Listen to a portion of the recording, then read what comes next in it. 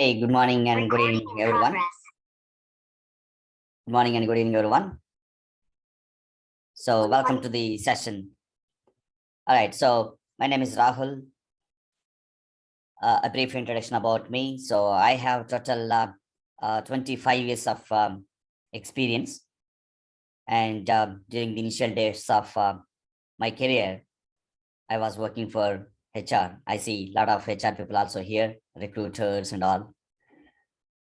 So that is where I gained so much knowledge on HR domain, various business processes knowledge from hire to retire, whatever the different HR business processes we have.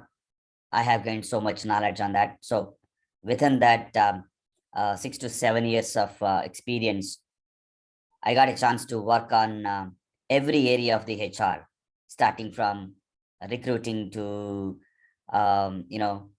benefits area, payroll area, compensation, and time entries, and then performance appraisals, everything. You name the process of HR. So I got the chance to work on and gain so much knowledge on that.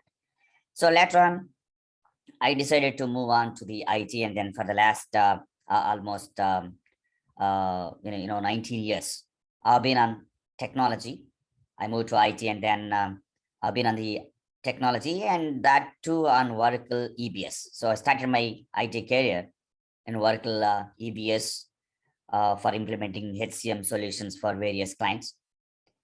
So I know each and every module of the HCM on EBS as well as on cloud HCM. So I traveled to so many countries to understand their local legislative rules and regulations, and I implemented for so many clients across the globe. So I traveled to many of the countries in EMEA, in Asia Pacific, and then also to the Americas. I traveled to so many countries and then done the implementations.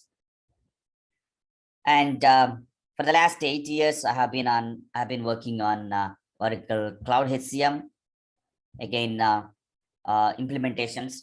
So I worked on various projects like implementation projects, upgrade projects, as well as supporting to the existing production environment. So I know, like if you get any new requirements, how to design the solution and build the application.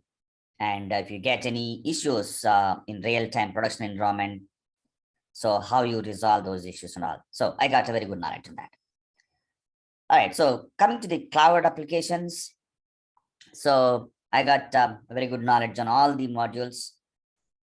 So as part of this particular training session, so we are going to cover the 100% of the functional areas. So this is the agenda for our complete course. So we're going to talk about the course introduction. That's what I'm going to discuss now. And we're going to talk about what is, first of all, a cloud application.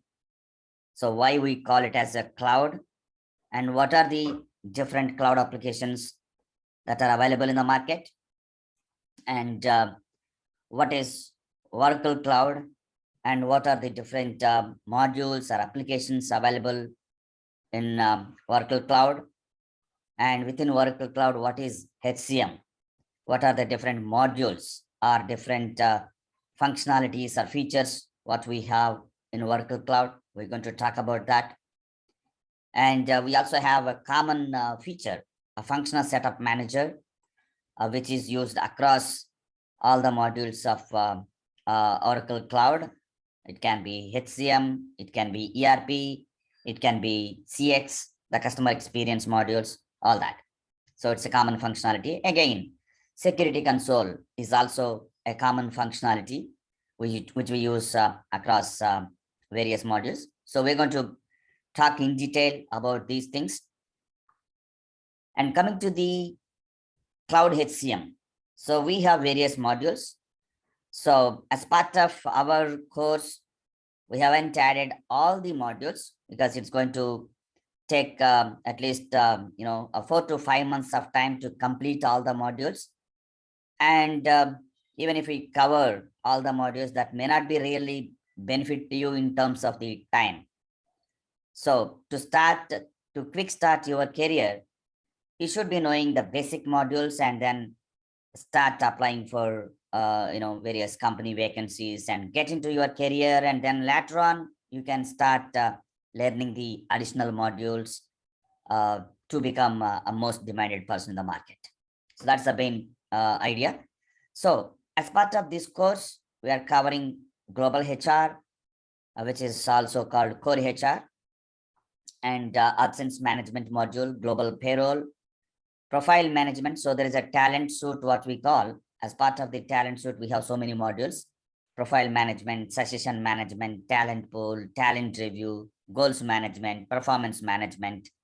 And also as part of the talent suite, we have the learning management and recruiting module also. Learning management we are not covering, but for recruiting, we are giving the previous batches online videos access for you. And then we are also going to cover employee self-service and manager self-service. And workforce compensation, time and labor, again, we're going to give the online videos of the previous batches. So these are the three different modules: workforce compensation, time and labor, and worker recruiting cloud. We're going to give the online videos access. That means with these modules, core HR, absence management, payroll, profile management, and all, you can quickly start your career. You can just become expert by the time. I can assure you that if you properly listen the class and then practice whatever we discuss, various topics by the next session thoroughly, then you will be able to become expert in all these modules, and then quickly you can start your career within the next 3 months. You can do that. All right. So, and then I'm going to cover, so my style of explaining the session is, first I will give various business scenarios. So what is an end customer will have a business case or use case or business scenario, or in a layman language, what we call as a requirement. What is the requirement? So I'll just give some assumed requirements, and those assumed requirements are real-time requirements, which I have experienced during my entire career with various clients across the globe. And then what is that requirement? And then how do you fit into how do you design the solution? And how do you configure in the application? So my way of class is going to be like this, so that you will be understanding, you will be able to understand the business process also. Even if you are not from HR background, you will understand, oh, okay, so the HR recruitment is done in this way. So if you are a finance person, or if you are a technical person, or if you are a sales person, but still you will be able to understand the actual HR business processes. How do the recruitment actually happen, where it will start and how it will end until you hire an employee. So you will understand the complete flow, and then you will understand the complete flow of the application, what we have in the application to take care of this employee hiring process. And then you will understand how the customer requirement, the customer may have something, a process called, okay, if it is a performance appraisal, how to start. So they may start like, they may give the requirement to you, like employee will initiate the self-evaluation, then it should go to the manager. Manager will evaluate the employee performance and give the final rating in the appraisal cycle, something like that. So the client may give the requirement. So now you will understand the complete HR business process, as well as how do you design the solution so that application will support. So it's a three-dimensional knowledge you will gain. All right. So, and in addition to the functional modules, we're also covering the technical areas. So these technical areas may not be in depth, but if you are with a technical background, you will be able to definitely deep dive and get so much knowledge. I'll show you the way. So these are the technical topics we're going to discuss. The first one is OTBI, that is Oracle Transactional Business Intelligence. So you can actually build, if you gain some knowledge, even functional people also can build the OTBI reports and dashboards by using subject areas, what we call.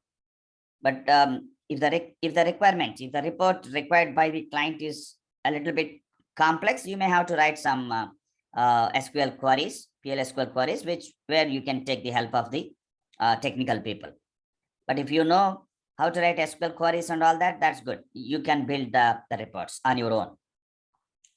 And the second thing is HDL, that is human capital management data loader, what we call HDL. So these are the different templates which Oracle provide, and you will also have some guidelines how to transform the extracted data from other environments and then load the data. So this is basically for the extensively used for the go live, during the go live, because if you are going for an implementation during the initial phase while you are implementing the modules, by the time the client may be using some other application, maybe they are using Oracle EBS Suite, or maybe they are using PeopleSoft or any other internal legacy systems the client may be using. So you have to get that data extracted. Who will extract that again depends on the scope of the project. Okay, whether consulting team should extract the data from other system and load the data into Cloud HCM, or the client will extract the data and provide to you. So it all depends on the contractual terms. So you can transform the data into HDL, and then you can load the data by using the HDL. So we will talk about that.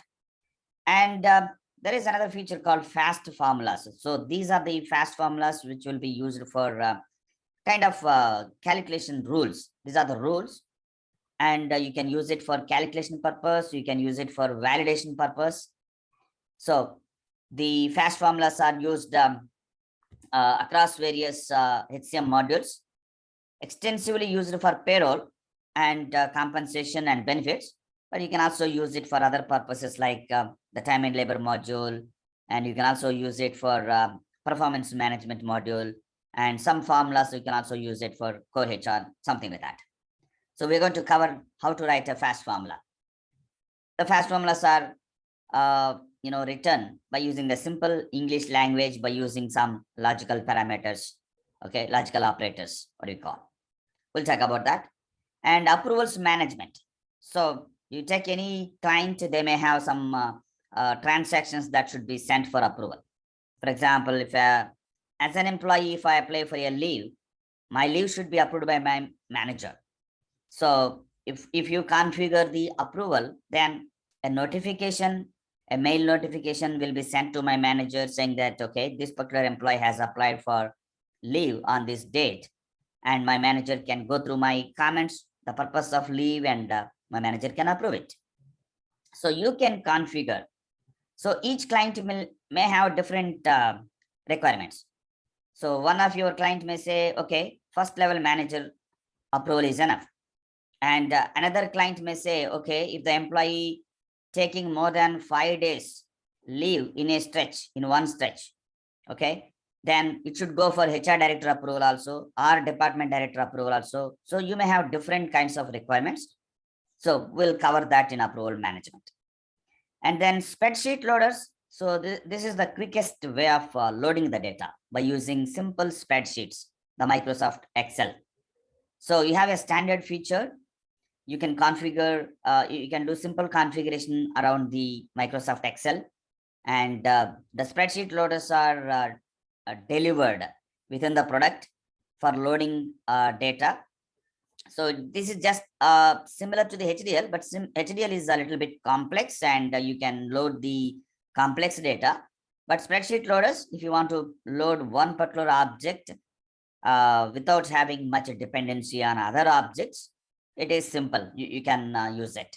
You can use it for go live also, and you can also even the HR users also will continue to use it after the go live also from time to time. If there are, let's say, 100 employees, location need to be changed. So rather than going into one employee record each time and changing the location, so you can put all the 100 employees in one spreadsheet and copy the location to all the employees, and then with a single click you can update the data. So that is the spreadsheet loader. We will talk about that. And special loaders is also a spreadsheet loader. And of course, spreadsheet loaders, in addition to Oracle provided spreadsheet loaders, you can also design your own spreadsheet loaders. You want to load some data, you can design your own template and load the data. But the specialized loaders are something like they're also the spreadsheet loaders, but delivered spreadsheet loaders from within the page. In whichever the page that you navigate, if you want to load the data related to that particular page, you can load it from that particular page itself. You can do that. We'll talk about that too. And personalizations. So this is an important thing that you need to understand. The personalizations are changing the look and feel of the pages. The client may want to see the pages in different colors. They may want to see the font size in a different size, or they may like to have some dashboards embedded on a particular page. The dashboards which you build by using the OTBI, there may be some statistical dashboards. Okay, so the dashboards, like for example, the top management of the HR would like to see what is the turnover rate of employees moving out of the company, or employees movement report, how many people joining, and what is the percentage of joining and percentage of moving, and how the salary is growing in a statistical dashboards like bar charts, pie charts. So all those you can build by using the OTBI, and you can embed by using the personalizations on any of the pages. You can do that. And also you can build any of the dynamically, you can hide some of the fields. You can make some of the fields required, not required, or by default, some fields are already available on a particular page, which the client would like, they don't want to see that particular field. They don't use it. So the client may ask you to hide that particular field. So you can also hide a particular field by using the personalizations. And there are some validations also that you can do. For example, if someone, HR user, is trying to create an employee record, and some of the fields like employee working hours or some other information, they would like to see that field auto-populated with a proper criteria. If a proper criteria is met, you want to autofill that field without entering the data. You can also do by creating some automatic autocomplete rules by using the personalization. We'll talk about that. And then extracts. So this is also like extracting the data. If you would like to interface the data to some other system, some other application, because you are implementing the HCM on cloud, but may not be every customer implement other modules like finance, sales. They may be using some other application. For example, you have a Salesforce, another application where the sales department may be using. So you need to integrate the locations of the company, different departments of the company, employee data, and all that you need to maintain in other system also, Salesforce also, so that the sales team can log into the system and then do the transactions in other applications, Salesforce. So you can integrate the data. You can send the HCM data to other applications. And not only that, you may be having, your client might have implemented only core HR in HCM, cloud HCM. They may be using some third-party payrolls, some ADP payroll or any other legacy payroll, or they may be using even EBS payroll also. Payroll still have not implemented in cloud HCM, one of your client. So how do you send this data to payroll application? So you can use the extracts, and you can download the data and then send the file to the other application. So we're also going to talk about that extracts. All right, so now let's talk about Oracle Cloud overview. So what is, first of all, a cloud? What is a cloud? So by name itself, we can understand cloud means something is away. So we can see the clouds in the sky, which are away from us. Okay, so with that concept, this particular application has been built by so many companies across the globe. And we never knew about it, but we have been using since so many years the cloud applications. The Gmail, Gmail application and Yahoo Mail or Hotmail, whatever you call, that is the best example for the cloud application. And we never knew it, the name of the technology, but nowadays people started using it. But we have been using since so many years. So what do you mean by the cloud, first of all? We're talking about which is away. So what is this away? The actual servers. So the servers are away from the users, the actual users. So that is the concept of cloud. For example, if I'm trying to log in my Gmail, where is the data stored? The data actually stored in the server, the database. So where is that database located? I don't know where Google kept their servers. Is it in US or UK or in some other country? I never know about it. So that means the cloud, the actual database server is away from the actual user, whoever is going to use that application. So that is actually away. So I can just use internet and log into my Gmail account, and then I can receive the mails, send the mails, and I can do a lot of things. So that is called the concept of cloud. So before introducing this cloud concept into the ERP applications, we used to use the in-house application. The name is in-house. In-house means the servers are kept within the office, or in other words, within the client network. Okay, so your client may be having the office in US, but your client is also having the offices in somewhere in Bangalore. Okay, so you will be connecting with VPN and getting into the client network, and then even though the server is located in US, you will be able to access the application sitting in Bangalore location. That is a different thing. So that is called in-house.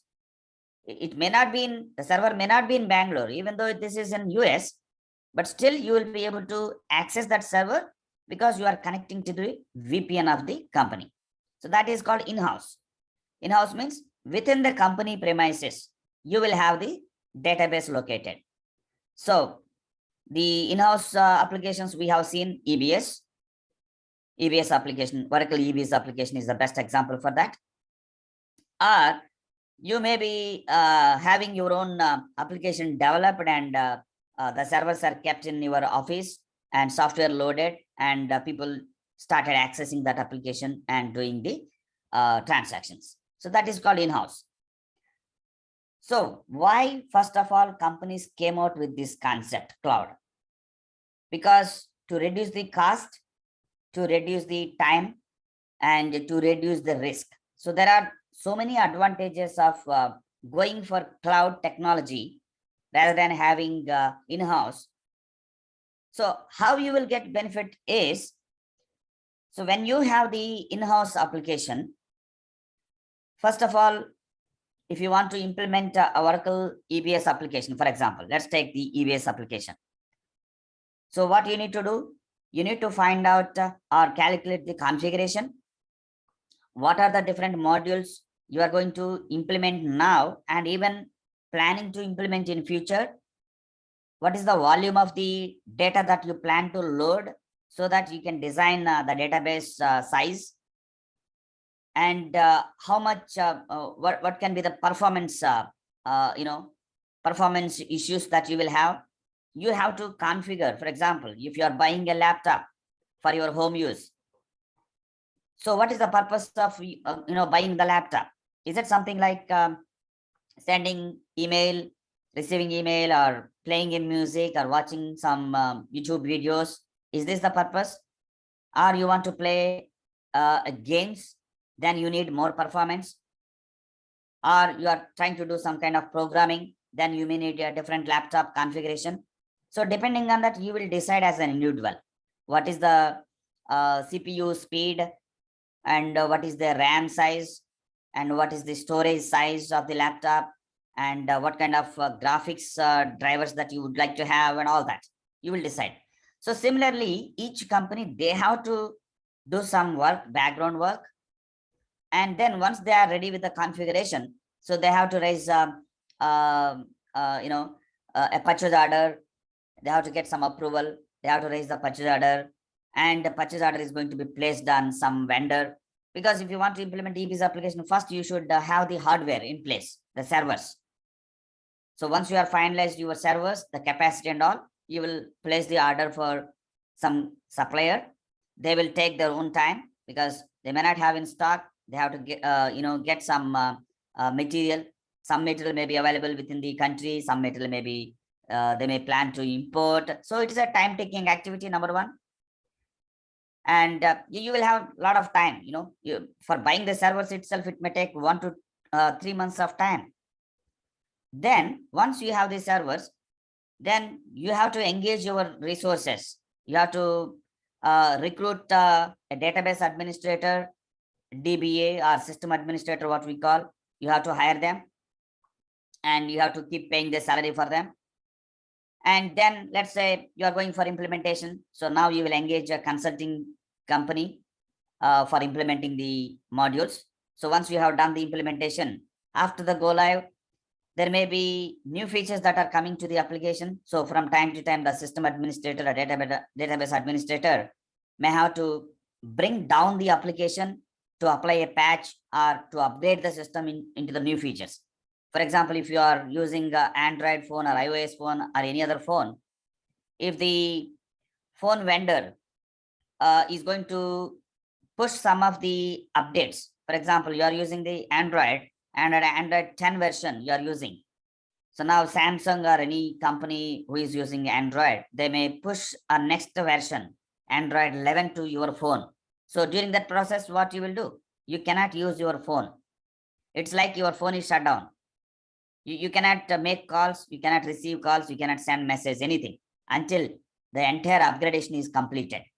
Then your phone will restart and it will be ready for use. So similarly, if you are applying some patches or something like that, your system, your application will not be available for end user usage. The HR should stop entering the data. So there is a delay. So you have these kind of issues. And sometimes, always the system administrator or database administrator should keep monitoring about the performance of the application. Is it running, or because of some technical issue, the application went down or something? So you have to keep monitoring it. During the upgradation, you may also face some issues to bring up the system.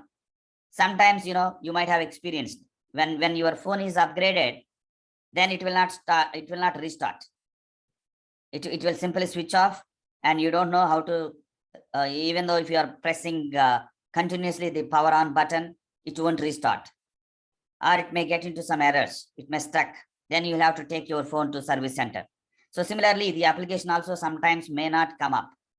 So then your database administrator should get into that and then try to resolve the issue.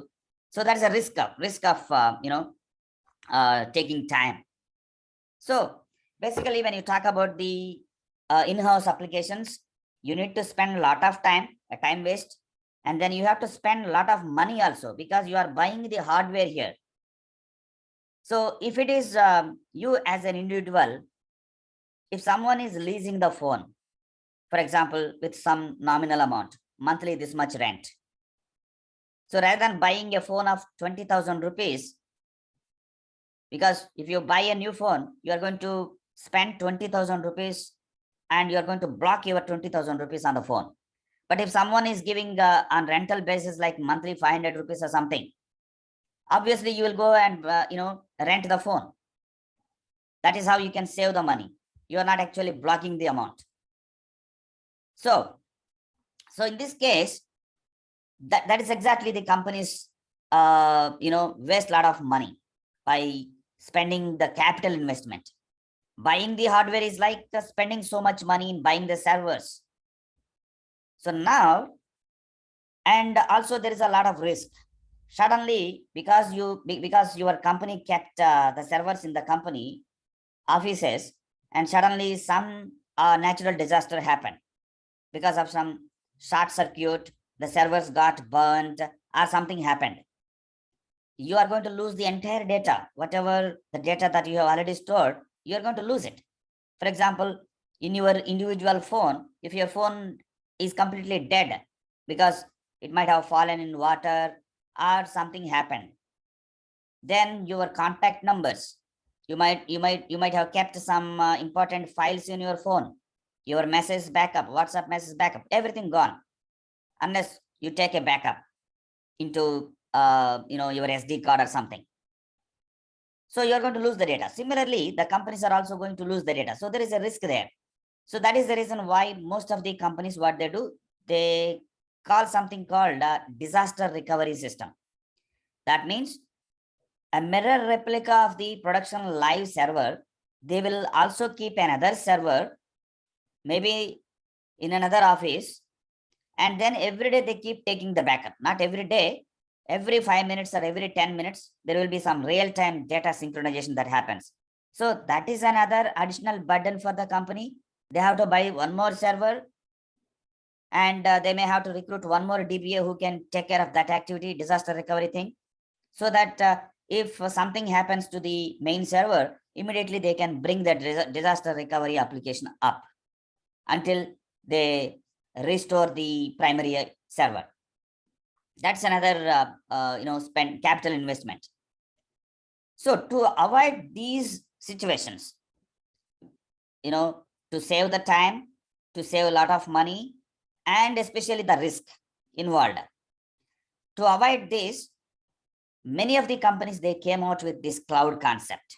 So now let us come to the cloud. What is exactly the cloud? So a company, a service provider who sets up these servers in their office, they will give the access to the companies who are buying the cloud application through the internet. So that is called a cloud. So there are different companies who are offering different application access through the cloud itself. For example, WhatsApp keeps saying you want to take the backup of your data into cloud server.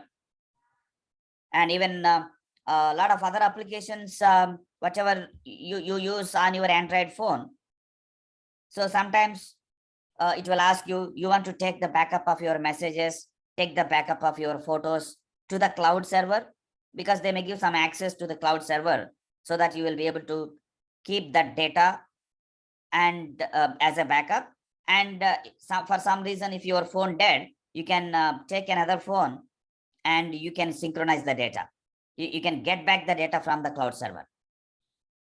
So as an individual, you can use it on your phone too. So similarly, a lot of companies came out with this cloud concept.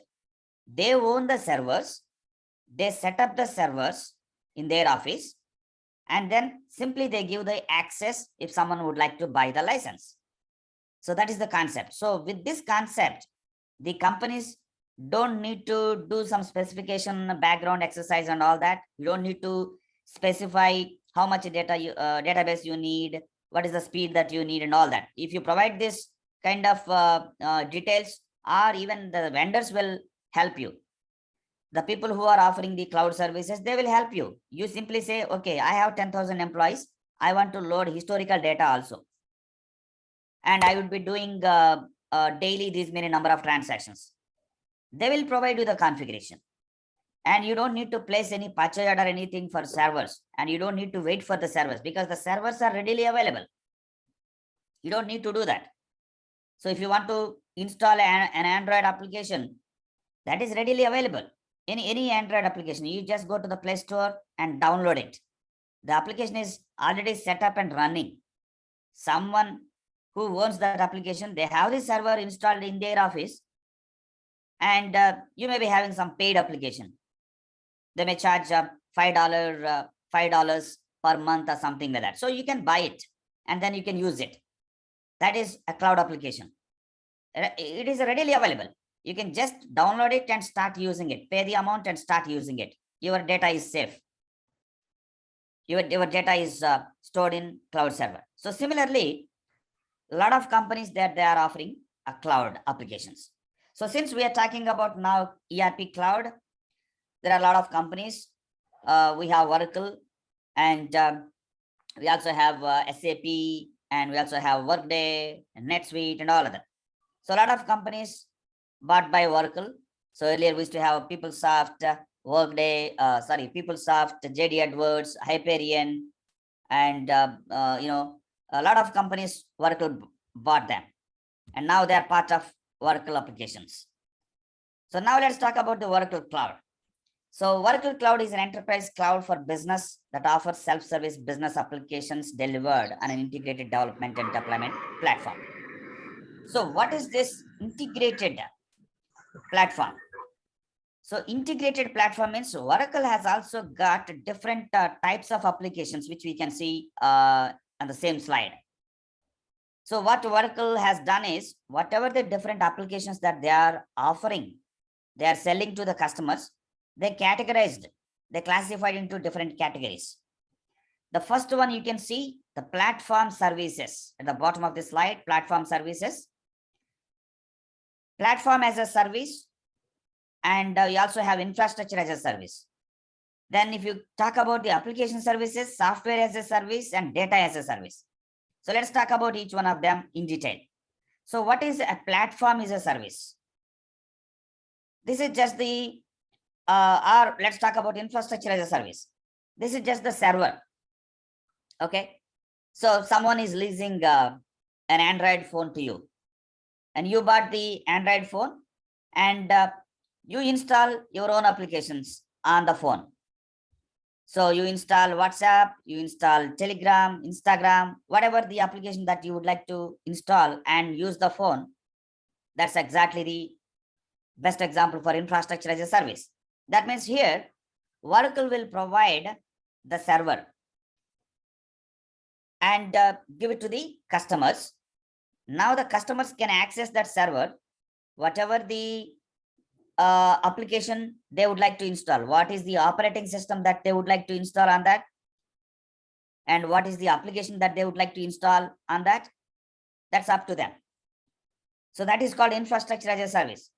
So as a company, I can go for this service, infrastructure as a service, IaaS we call, and I can install my own application on that.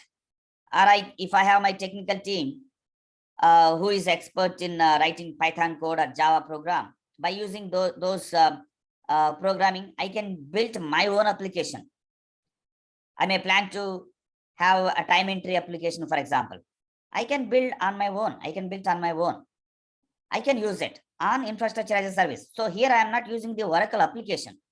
Here I am using the Oracle infrastructure as a service feature. I'm just licensing the server only. So that is called infrastructure as a service. Now, what is a platform as a service? A platform as a service means on top of this infrastructure, the server, Oracle will provide some platform, the operating system. They will install and give it to you. So now I may think that, okay, once I bought the server, why should I have my own operating system? I'm going to use Oracle operating system only. I may use Oracle's whatever the operating system, the Linux operating system. I may be using Linux operating system, and on top of that, I will start my own programming. So I can go for platform as a service. Then we have application services, the software as a service. So this is exactly what we are trying to discuss now. Oracle Cloud HCM is the SaaS application, software as a service. So this is a ready-made product. Okay. So you just go and if you know your shirt size, you just go to the shop and then buy the shirt and wear it. As simple as that. So everything is available. The software is also installed. Can you guys be on mute, please?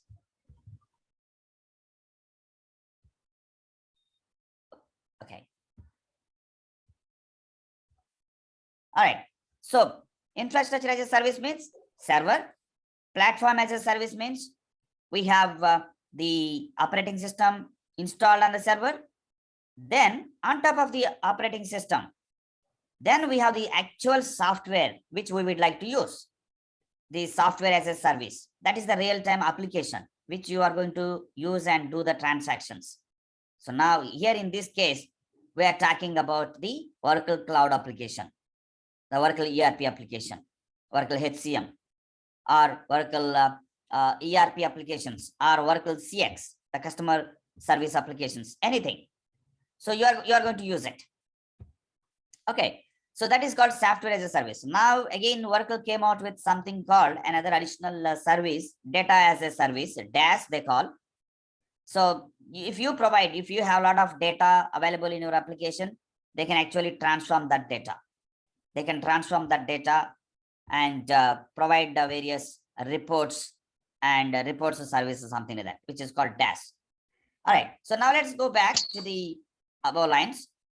Built-in tools. So why it is called integrated development means, so some customers, they may say that, okay, for some applications, I'll go for software as a service. For example, HCM. I will implement the HCM. And I do have another application. It's inbuilt own application, which I built in-house. I want to integrate that application with HCM cloud. So I can have that application built on this platform as a service or infrastructure as a service, which we call it PaaS. And I can buy the license for both of them. I can buy the license for software as a service, SaaS, where I use the HCM. And then I can buy another license for PaaS application, where I develop my own application. I have the code. I have the internal team to build that. Okay, so I'll ask them to write an application programming there. And then I will have both of the services integration. I can flow the data from SaaS to PaaS or PaaS to SaaS. I can do that. So that is called the integrated development and deployment platform. So Oracle Cloud is an enterprise cloud for business that offers self-service business applications delivered on integrated development. Both are very easy to connect. So Oracle has got that middleware and all. We'll talk about that. And then built-in tools to extend and create new services rapidly. So you also got a lot of tools which you can use in connecting to other applications and all. And built-in identity management, the user level management, users and different roles, the security and all that. So that is also a built in the Oracle Cloud product. So that is called the built-in identity management. All right. So we have been talking about the PaaS, platform as a service application. PaaS is platform as a service, IaaS, infrastructure as a service, and then finally SaaS. So this particular diagram talks about what is the involvement of the customer and the supplier. So here in this case, supplier is Oracle. What is the contribution or what is the involvement for each of these scenarios? If it is infrastructure as a service, the service provider role, Oracle role is to configure the server and give the server access to the customer. Now the customer will install their own platform and install the application and do whatever the program that they would like to do. So completely left to the consumer or the customer. In case of platform as a service, Oracle provides the server and then Oracle also will install the platform. On top of that, the customer is going to have the application installed and any programming that they would like to do, they can. But whereas SaaS application, you have the server, you have the platform applied, and then you also have the cloud application installed. Now the customization here means you engage a consulting company and ask them to implement as per the requirements of the client.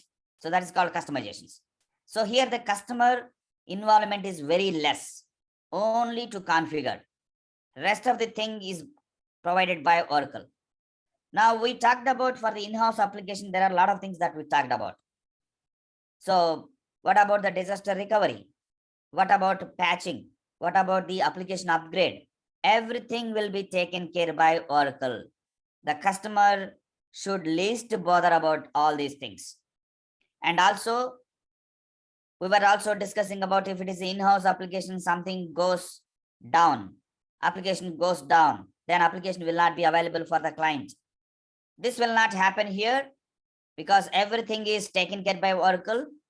So if there is any upgradation or something, Oracle will have the planned downtime, planned outage, if they are going to upgrade a new version of the application, they will give the prior notice. It's actually well planned. So every customer knows what is Oracle plan to upgrade the new features. So Oracle comes out with 4 different new upgrades every year. Every quarter they come out with some kind of new features upgrade. It can be a new feature, or it can also fix the existing issues or anything. So they call it as a 21A, 21B, 21C, 21D. And again, each year they will have that kind of naming convention. So 21A means, A means first quarter, Jan, Feb, March. Then next quarter B, next quarter C, next quarter D. Again, if you come to 22, 22A, 22B, 22C, something like that, they have the bundle. They come out and they have very, the plan is also well communicated to the customers. It is not a sudden surprise to the customers.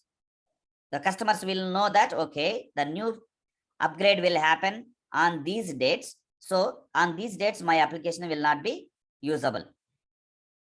So everything will be taken care by Oracle, the risk and all that. And again, here the major thing is the customers may think that, okay, is my data safe? Because you are going to put your employee data, employee salary, and even financial data also, your company's profit and loss, your customer data, which is highly confidential. So companies may think that, is my data safe? Or is it Oracle going to share the data with some other people, competitors? No, it's not going to happen. Because there are a lot of companies who do the auditing and compliance, the SOX compliance, the security, excellent surveillance or something like that, SOX compliance, and you have a lot of auditing companies. So they do frequent audits, and then Oracle complies with that. So no customer need to worry about their data safety. So everything is here. So now by using the cloud application, the customer can reduce their cost, the capital expenditure, and they can reduce the manpower cost also. You don't need additional database administrators or anyone within your office, because the database administrators are going to be from Oracle, who will maintain that application. You don't need to have a separate database administrator. So you don't need to recruit more number of employees. And you are also outsourcing the risk here. You don't need to monitor your production system. Oracle does it for you. So in many ways, it is going to benefit the end customers. So that is the reason why each and every customer, not only Oracle customer, people who are in other technologies, people who are using SAP, people who are using other ERP applications, they are moving slowly to Oracle Cloud, because it is a well integrated application, and because of the huge network of the Oracle customers and the efficiency of the customer service, people are moving to Oracle Cloud. All right. So now coming to the deployment. So again, to meet various customer requirements, Oracle came out with different options for implementing these applications. So there are 4 different of deployment options. One is the public cloud, private cloud, on-prem, or hybrid. So now let us come to the on-prem. We have been talking about the on-prem or in-house. Okay. So even though this is a cloud application, if some customers says that I don't want to access some server which is kept in your Oracle office somewhere in US or UK or any other country, I want the server to be kept in my office. That is called on-prem. So that means Oracle can come and keep the servers. Even though this is a cloud server, they can keep the servers in the customer office, and they're going to take care of the maintenance and all that. So you can have it, but when compared to the other cloud, this will be a little bit more costlier, because Oracle has to come to your office and then keep the servers, and then from time to time they have to maintain, right? So it will be a little bit costlier. Then the private cloud. So this is on-prem, and the private cloud means it is a cloud application only, But Oracle is going to keep the servers in Oracle's office only, not the client office. But a separate server is provided to the client depending on their requirement. That is called a private cloud. So this will be a bit less costlier than on-prem, but a bit more costlier than the public cloud. And now come to the public cloud. So what is a public cloud? So we have been using Gmail, Yahoo Mail. These are called a public cloud because we never know where is the server. Is a server common or is a server separate? We never know about it. But 100% when you say public cloud, it is a big server, a big data center. It is a single server, which we call it as a hard partitioned for each customer.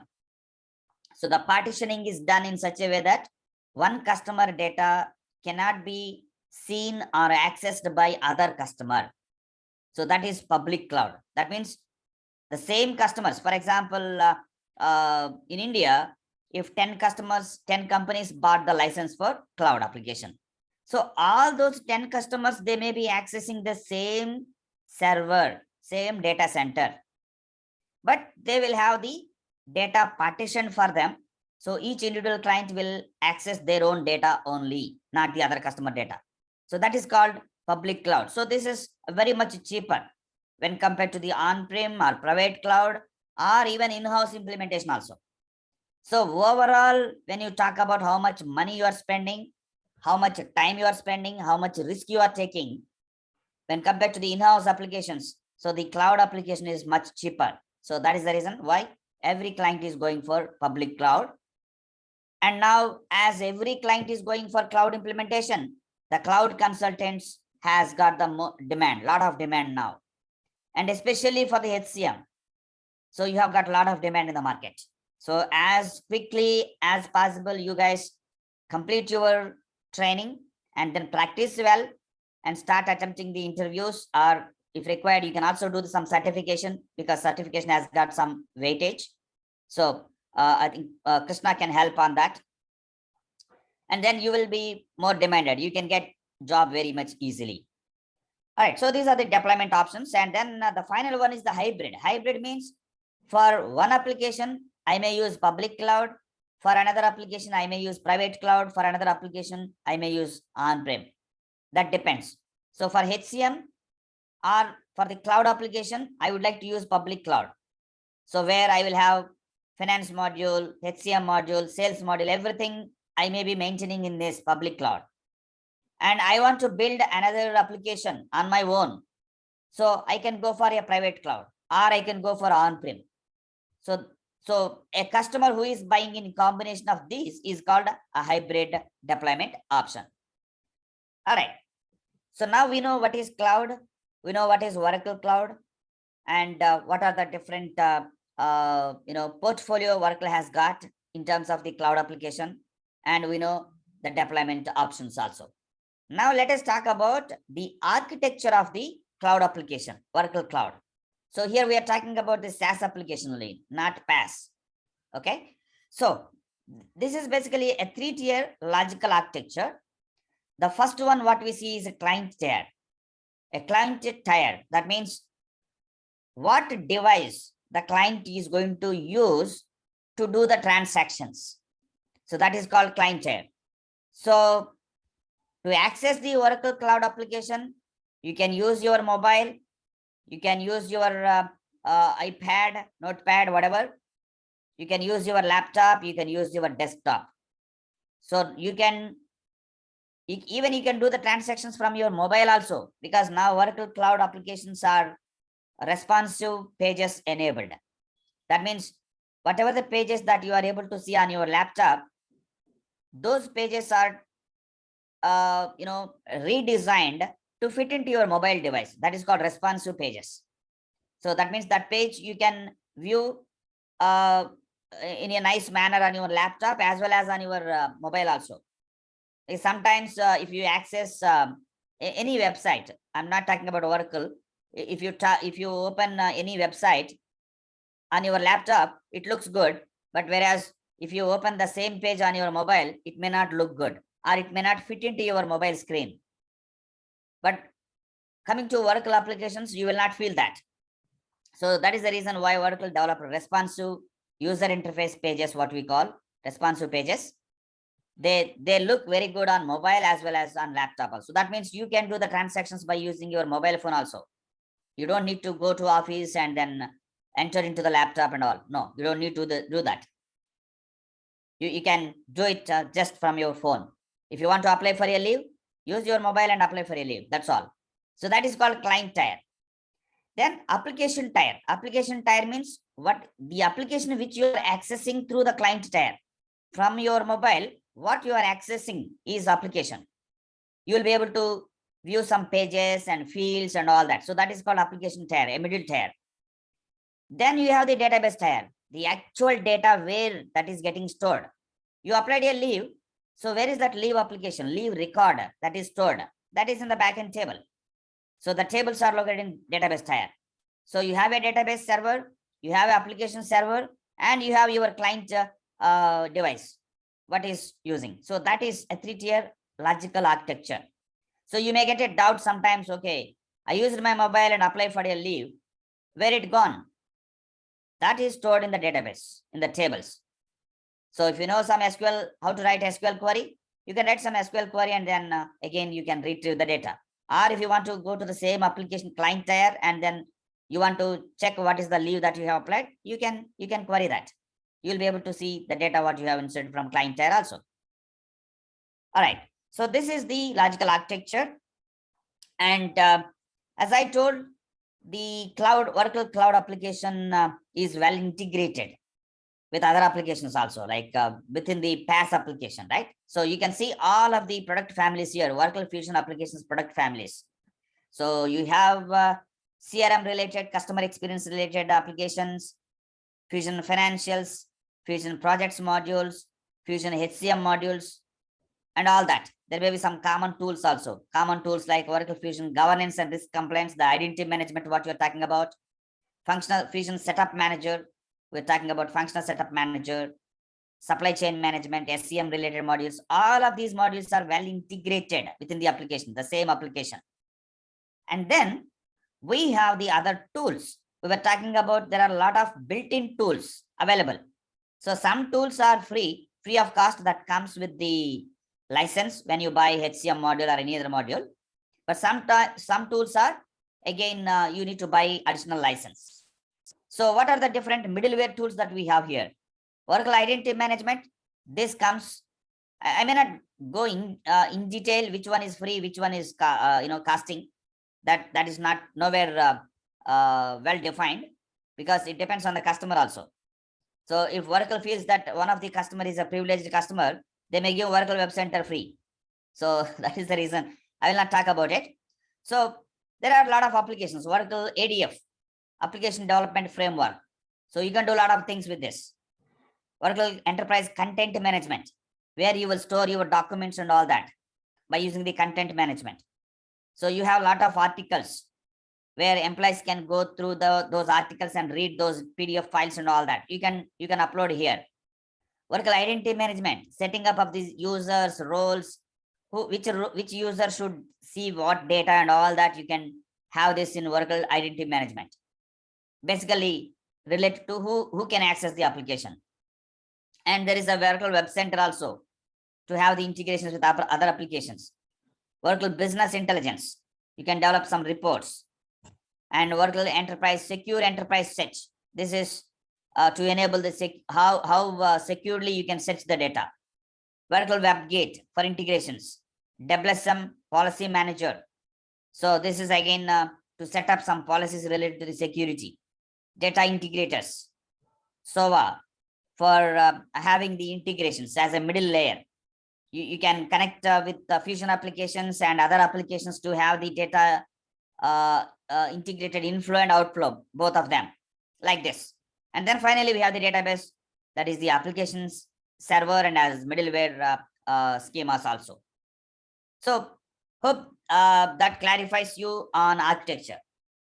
So now coming to the Oracle Cloud Applications product family. what are the different modules that we have? Of course, in our previous slide also we have seen here. So let us talk about what each of these modules does. The customer relationship management, CRM.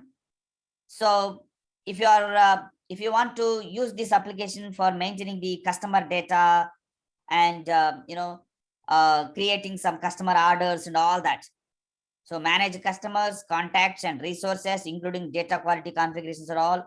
You can use the customer relationship management modules. Then we have the financials. So to maintain financial data, accounts payable, accounts receivable, ledgers, preparing profit and loss account, having the costing, everything is done within the financial application. So if the customer would like to buy, they can go for financial applications. Then governance and risk and complaints. This is GRC. So this is useful for auditing, enabling the audit. Who modified an employee's salary? If you want to look at it, yeah, you can enable the audit, and then that gives the information. Someone increase the employee's salary. You cannot just go and increase the employee's salary. So if the HR management want to enable some auditing, yeah, you can do that. Then HCM. So this is the modules which we are talking about. We'll deep dive into the HCM modules, whatever the modules, different modules, what we have and which module is used for what purpose. We'll talk about that. And then procurement related. So you can allow your customers to place your orders. Okay, that is a procurement. You can have your purchase requisitions created, purchase orders created, and place the orders on some suppliers to buy some materials. And then project and portfolio management. If your client is doing a lot of projects, let's say your client is into construction company, okay, constructing flyovers or big projects. So you should be able to create a project and assign the resources and keep track of your project cost and all that. So project and portfolio management module is available. Similarly, supply chain management.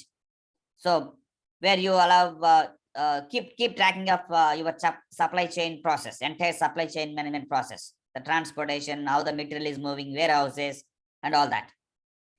Then these are the common functionalities for all of these modules. Functional setup manager, which will allow you to configure the data, setup of the functional data. Homepage, where once you log in, you will be able to see the home page, what you would like to see on home page and all that. Then applications help. Throughout the application, you have a help button to explain about a particular field or particular page. That will be helpful for the end users once they start using the application. So this is the entire applications product family for Oracle Cloud. So now coming to the cloud, within the cloud application, we have the HCM. HCM means human capital management. So over a period of time, there has been a lot of changes to the naming convention. So in earlier days, people used to call personal department. Then people used to call it as a human resource management. Then people started calling it as a human capital management, because they thought even employees are the capital for the company. Employees are not the resources. They are the capital for the company. So in future, we never know. This human capital management can change into other also. We will keep updating ourselves. All right. So within the Oracle Cloud Human Capital Management, what are the different modules that are available? So all these modules are stacked into different towers. This is called a tower. Okay. So you can see total 5 towers we have. This is just to understand easily based on the nature of the modules. So the first one, if you look at global human resources, this is about the employees, the core HR or global HR, what we call. So as part of this tower, we have the core human resources, that is the core HR, where you'll be able to create a background, the infrastructure related to the employee hiring. So if you want to hire an employee, you should have the enterprise setup, various organizations that you should set up. So how many divisions your client is having, how many legal entities, the actual registered companies your client is having, and how many operating units your client is having, how many locations, how many jobs.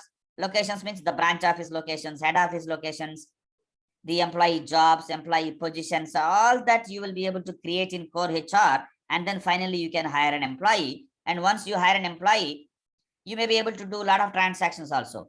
Some employees may get transferred, some employees may get promoted, some employees may get demoted, some employees manager may change. So you may need to do a lot of transactions. So you will be able to do by using the core human resources. And then with the core human resources within the global human resource, you have a workforce directory. A workforce directory means, let's say you are working in some department, and you want to know, you got a laptop problem, and you don't know who is the person. You know the name of the person, but you don't know the person phone number or where the employee is sitting. So you can just go through this workforce directory functionality and then search for that particular employee who is going to support to fix the laptop issue. You can find out that particular employee's contact number and where the employee is sitting, in which office and all that through the workforce directory. You will be able to go through this. Then workforce modeling. So this is the easiest way of doing some transactions, and at the same time, if you are doing some transactions, you want to know what is the impact on your budget and all that. So as a manager or as a HR person, if you want to hire an employee, how that is going to impact your overall department budget or headcount. So you can do the transactions by using workforce modeling. We'll talk about this. Then workforce predictions. So for a manager or for a HR person, if application itself based on certain parameters, if the application gives the complete picture of a particular team, let's say you are a manager, you have 10 employees reporting under you. So who is more likely to resign? Who is more likely to perform more or perform less? If the application can predict that based on certain parameters and give the results to you on your dashboard, on your manager dashboard, how easy that is. So the manager, they can understand the employee, and then probably if they want to keep one of the employee who is likely to submit the resignation, then you can hold that employee by giving a more increment or something. Or an employee who is performing low, likely to perform low, then you can help that employee to improve their efficiency by giving some training or working very closely with that employee to achieve more. So that way the workforce predictions are going to be helpful for you. Okay, so we have that workforce predictions. We'll talk about that. And then HR help desk. So I'm an employee, I have some issue. Okay, so someone either cursed me or someone used abusive language on me. So what should I do? I can create a help desk ticket. I can create a help desk ticket, and that help desk ticket is going to be assigning to the HR person, HR user, the actual HR admins, and then they will take the action. They have their own process, how the issue should be resolved. Should the other person, should my colleague come and say sorry to me or something with the coordination of HR? It can happen. Or it may not be just like that. I may be having some issue with my salary. I got less paid. So any issue that employee faces, they don't need to send an email to HR people or payroll people. They don't need to pick up a phone and call them. They can simply create a service request, what we call, by using the HR help desk module. They can do that. But anyhow, we are not covering this HR help desk module. It's out of scope for our syllabus. All right, now the next tower is the workforce rewards. This is all about employee payments. So we have global payroll and localized payroll.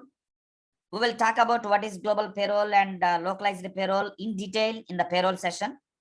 But to just give a glimpse of about it, global payroll means, localized payroll means when you are implementing payroll for one particular country, that country may be having local legislations, legislative specific things. For example, if you take India, you have local government regulations related features like Provident Fund, ESI, gratuity, Then you may have leave travel allowance or leave travel concession, whatever you call. Then you may have ESI, employee statutory insurance. Then you have proper income tax calculations. From time to time, the government may be changing the slabs. Then your application also should support that. So when you have the localized payroll, all the government, I may not say 100% of the government, as per the government regulations, the things are delivered, but you can expect at least some of the local government related stuff that is already included in the product, included in the application. That is called localized. So for countries like US, UK, India, so you got the localized payroll. And again, for which countries you have the payroll localization is available, again, we'll talk about in the payroll sessions. Then the countries which doesn't have the localized payroll, they are going to use the global payroll. If they use global payroll, and if you have your country specific features, for example, if you are planning to implement payroll for one of the Sri Lanka customer, so Sri Lanka doesn't have the localization, you need to implement global payroll. What do you mean by that? You will not have anything that is delivered within the application related to Sri Lanka. You have to start from scratch. You have to do everything from the scratch. That means you have to configure everything to meet the requirements of the client for that particular country. That is called global payroll. Anyhow, whether it is a local payroll or global payroll, what you will have in the payroll. So to pay to the employee the salary or any other allowances, or some, you may need to deduct some amount, maybe income tax or some a PF contributions or social insurance reductions, anything that you want to pay to the employee or deduct from the employee. So you have a gross salary, you have gross deductions, gross then you have the net pay and all that. Then how the salary to be paid, whether the salary to be paid through the check or through the bank transfer. So you are going to do all of them. And sometimes you may have to sometimes you may also have to pay the employee amount to some third parties. Employee may be donating some amount to third party organizations like charitable trust and all that. How that amount to be deducted from the employee salary and paid directly to the charitable trust or organizations, anything. So all that you will be taking care of in the payroll module. And then global payroll interface. So the global payroll interface is again a standard feature delivered within the product. Let's say if your customer is not willing to implement the payroll by using cloud, Oracle Cloud, they are only implementing core HR, but they have the payroll implemented in ADP. They are using the ADP payroll, for example, or some other legacy, some other third-party payroll. You want to send the data from Cloud HCM to ADP payroll, and you want to receive the data from ADP payroll to Cloud HCM to and fro. Yes, then you have the global payroll interface functionality that is available. Of course, we're not going to talk about this. And then benefits module. So companies may be offering a lot of benefits to the customers, employees. So you may have insurance, health insurance policies, car lease plans, so many benefit plans the companies will offer. So whatever the different plans that the companies offer for employees, you can capture all of them by using the benefits module. You can create some rates also. You can have the plans created, plan components created. You can also define the rates. For example, your company is offering health insurance plans for all the employees. As an employee, you want to enroll all of your family members. So the company can decide now, if you enroll into the health insurance plan only for you, what is the premium to be deducted? And if you enroll yourself and your spouse, then what is the premium amount for health insurance? If you enroll your children also along with you and your spouse, then what is the premium? If you enroll your parents or in-laws also, what is the premium? So different rates also can be configured into the benefit modules, and then the premium amount will be processed in the payroll and deducted from the employee's salary, and the deducted amount can be paid directly to the insurance company. So that is benefits module. Then compensation. So in compensation itself, we have workforce compensation, individual compensation, compensation statements and all that. So this is all again about employee salary. So you can automate the employee salary increase by using grade progression, or you can also allow the managers to give the salary increase to the employees, not through the HR. HR will allocate some budget to each manager, and each manager can give the increment to the employees by using the compensation module. So anyhow, you're going to get the compensation module online videos. You can watch them. All right, and coming to the workforce management, it's all about workforce management. So you have the absence management module and time and labor. Time and labor is out of scope for us. Anyhow, again, you are going to get the videos for this. The absence management is like what are the number of hours or days the employee is eligible for leaves? How many types of leaves? If you take India, you have annual leave, casual leave, sick leave, maternity leave for female employees, paternity leave for male employees, bereavement leave, something like that. Similarly, if you go to other countries like US, you have vacation, sick, then you have maternity leave, paternity leave, bereavement leave, funeral leave, a lot of other leaves. And similarly, if you think about any Middle East customers, they will have annual leave, casual leave, sick leave. Then they also have something called pilgrimage leave. Pilgrimage leave is only for given to Muslim employees to travel to Hajj or something like that. Okay, Hajj leave or pilgrimage leave, something like that. So all that you can configure by using the absence management, and you can also define how many number of leave days each employee is eligible. Some employees may be eligible for 30 days, some employees may be eligible for 25 days. So you can differentiate that in the configurations. And then do you have the leave encashment policy? So how the leave encashment to be done within the application. So all that you will have in the absence management, and you can give employee can apply for a leave, then that leave application can be sent to the manager for approval, manager or someone else for approval.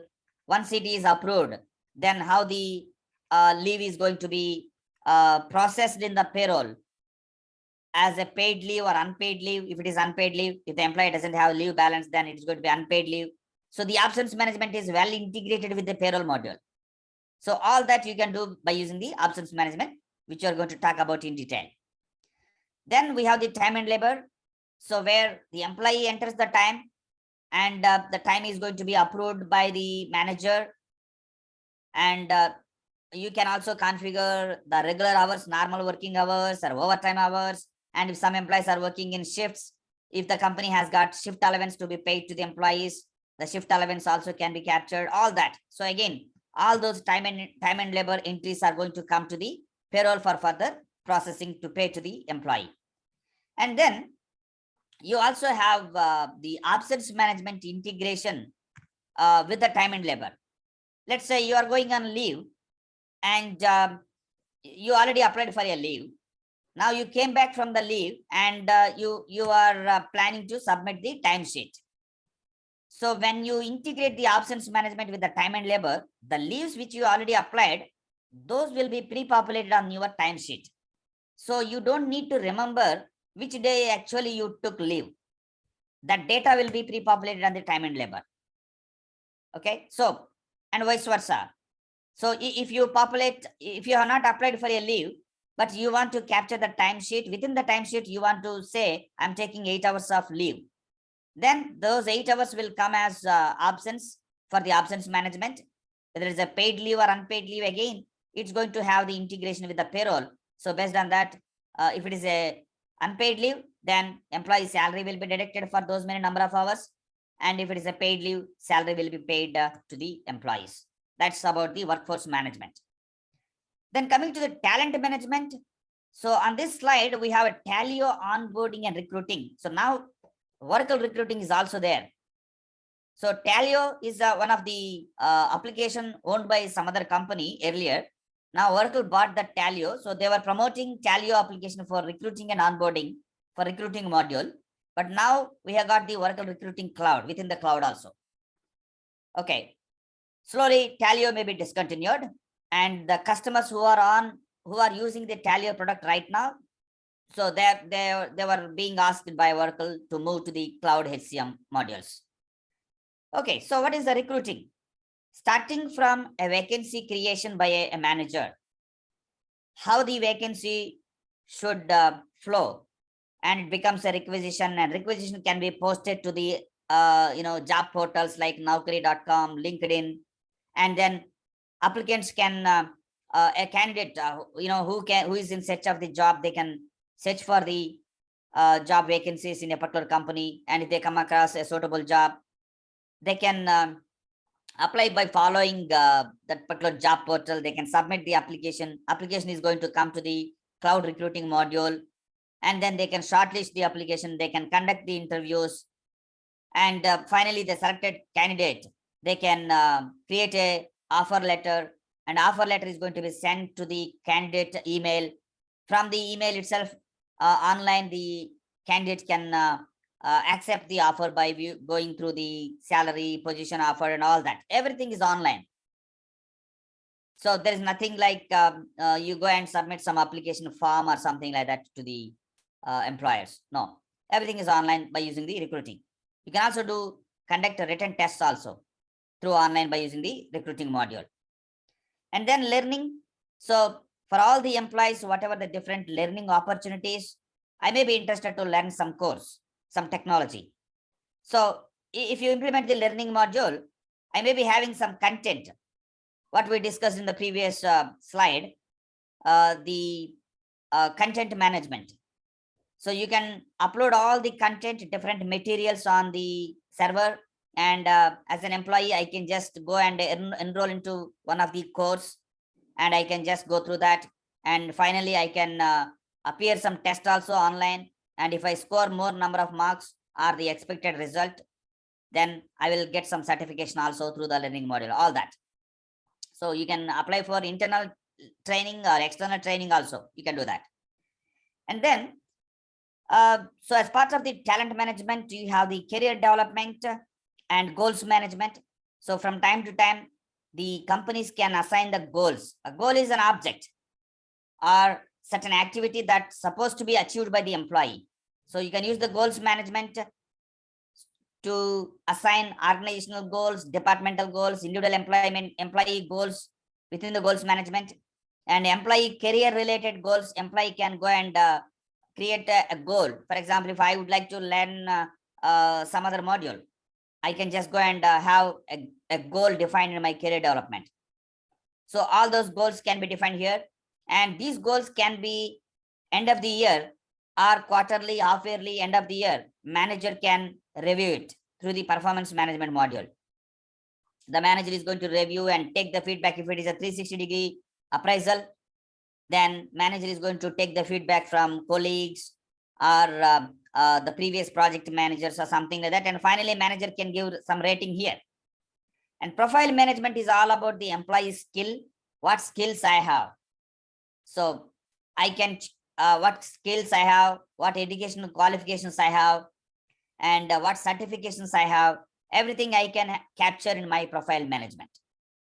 Then this profile management is well integrated with the recruiting module, so that the certification requirements, the qualification requirements, the skill requirements for a particular vacancy, you can use them in the recruiting module while creating the requisition, so that the candidate who is in search of the job, they will be able to see the job description or the education qualifications required, the certifications required through the recruiting module.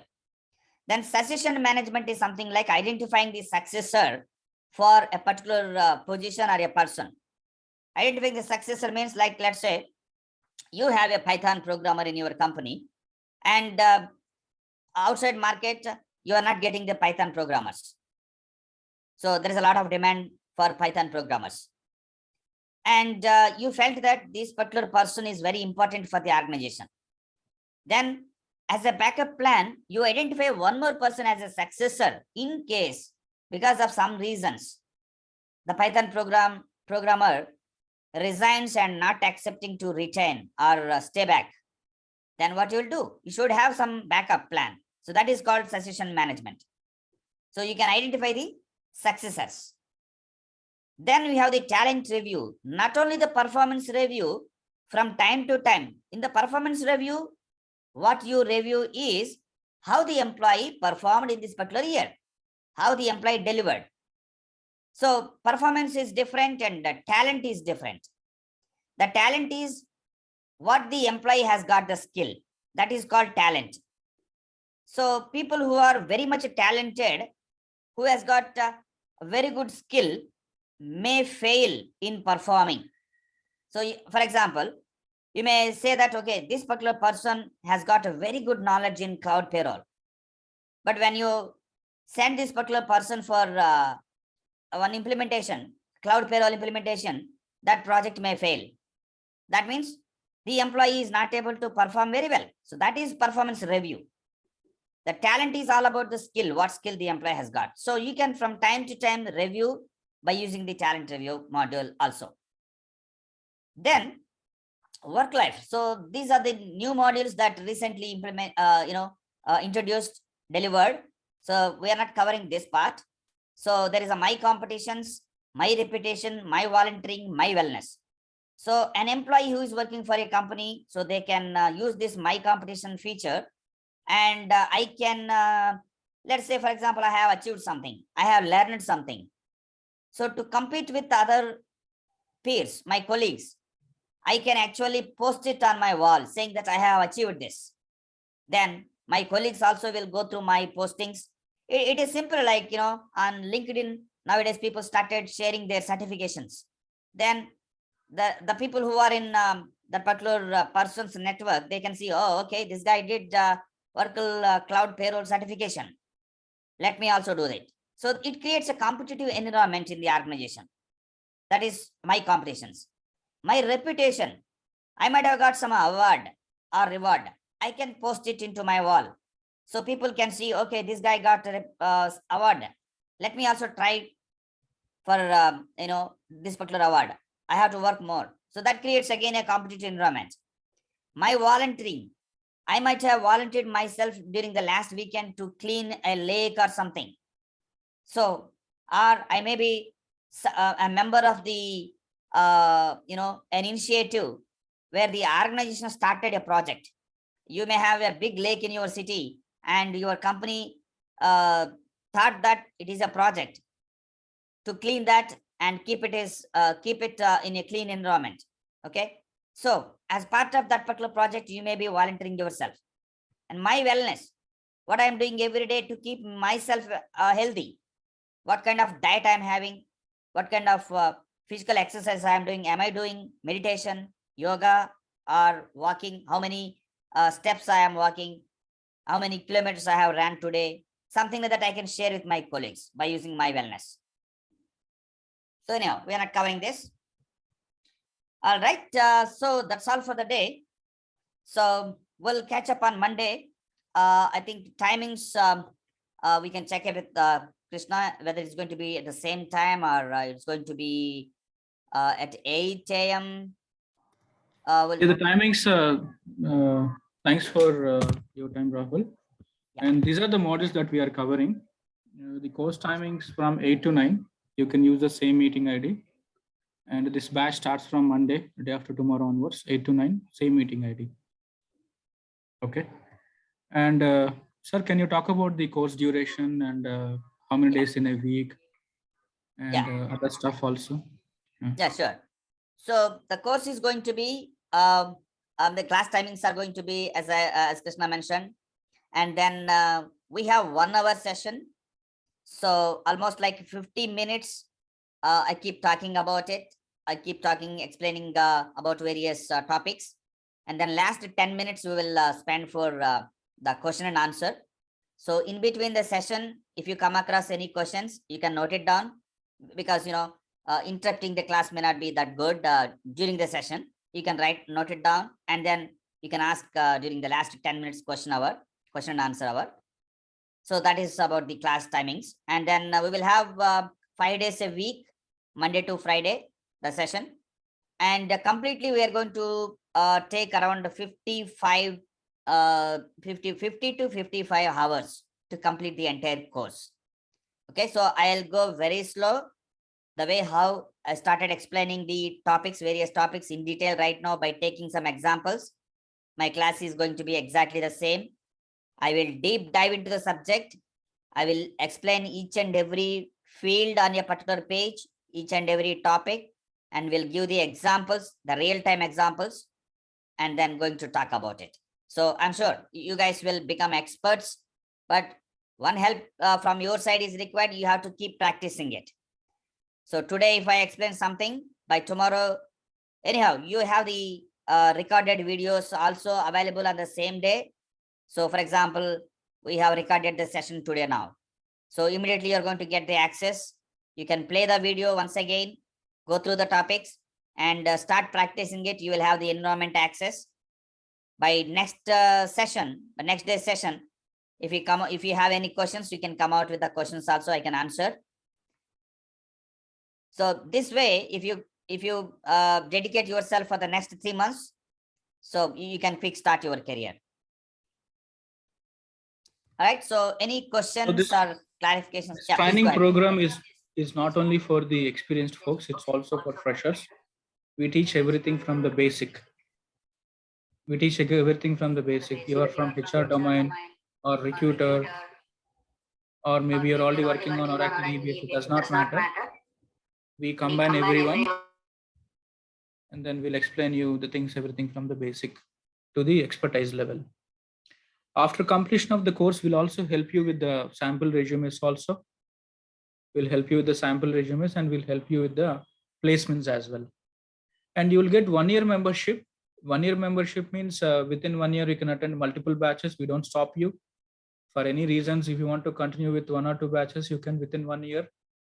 And we'll also provide you the application access for 5 months. Application access for 5 months.